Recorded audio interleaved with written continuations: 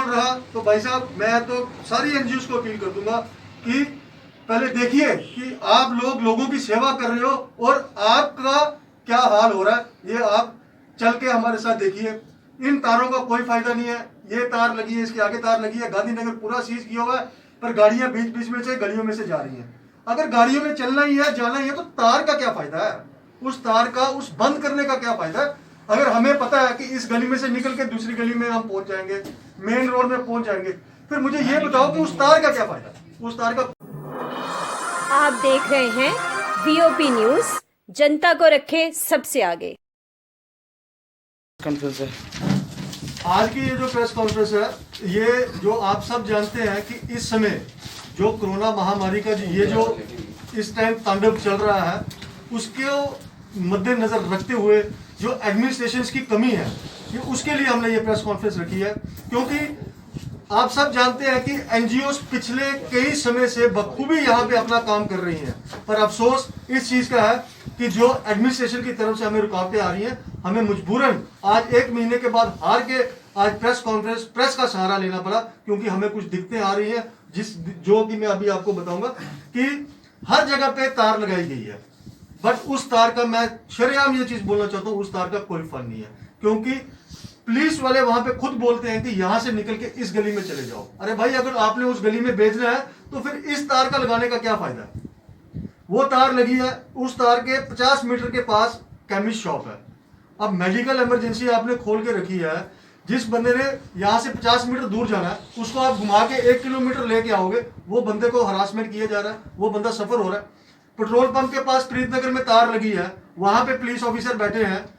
अगर किसी ने पेट्रोल डालने जाना, पहले एक गली में से जाने देते थे, कल की डेट में उन पुलिस ऑफिसर साहब ने वो गली ही बंद करवा दी। कल जब हम किसी को ऑक्सीमीटर देने जा रहे थे, हमने उनको ये पास दिखाया कि ये एडमिनिस्ट्रेशन की तरफ से पास है। उन भाई साहब ने बोला जी ये एक्सपायर हो गया। तो जब मैंने उनसे ये बात बोली कि भाई साहब, जब हमने इस चीज के बारे में पता किया तो उन्होंने बोला ये हमने अभी परमानेंट लॉकडाउन यहाँ पे नहीं है, जैसे जैसे एक्सटेंड होता जाएगा, सबको पता कि हम आप सेवा कर रहे हो तो ये पास है।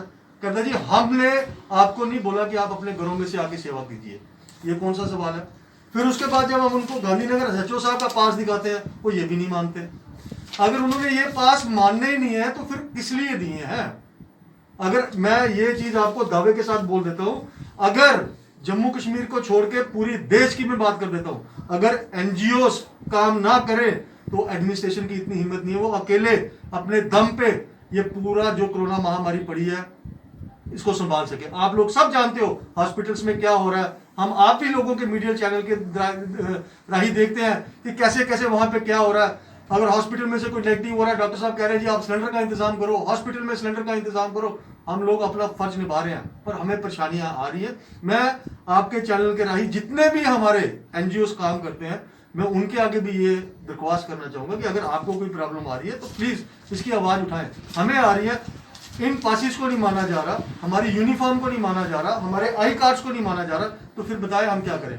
पिछले साल ऐसा कुछ नहीं था, कंप्लीट लॉकडाउन था, सबको पता था हम काम कर रहे हैं और हमें हमारे काम को अप्रिशिएट किया जा रहा था। बट हाँ, इस समय जो नए पुलिस ऑफिसर्स आए हैं, जो खासकर प्रीतनगर की इस लाइन के पार लगे हैं, जो पेट्रोल किसी ने डलवाने जाना उसको नहीं जाने देते, मेडिसिन लेने जाना इसको नहीं लेने जाने देते। और सबसे बड़ी हैरानगी की बात, वहां से गाड़ी में बंदा सिलेंडर, ऑक्सीजन सिलेंडर फिल करवाने जा रहा है, तो वो भाई साहब उसको पूछते हैं, अरे भाई तू तो कल गया था सिलेंडर फिल करवाने, आज क्यों जा रहा है। अरे यार उसको जरूरत है तो वो जा रहा है ना, वो तो पागल है जा रहा है। तो ऐसी बातें हैं ये जो बर्दाश्त करने के काबिल नहीं है। तो हम नहीं चाहते कि इस कोरोना महामारी के बीच में माहौल खराब हो, कुछ उल्टी सीधी बात हो। तो एडमिनिस्ट्रेशन से ये अपील है, अगर ये पास दिए हैं तो इसकी वैल्यू भी उनको बताओ, नहीं तो फिर हमें बोल दीजिए, हम एनजीओ वाले घर बैठ जाएंगे, एडमिनिस्ट्रेशन ने जो करना है वो कर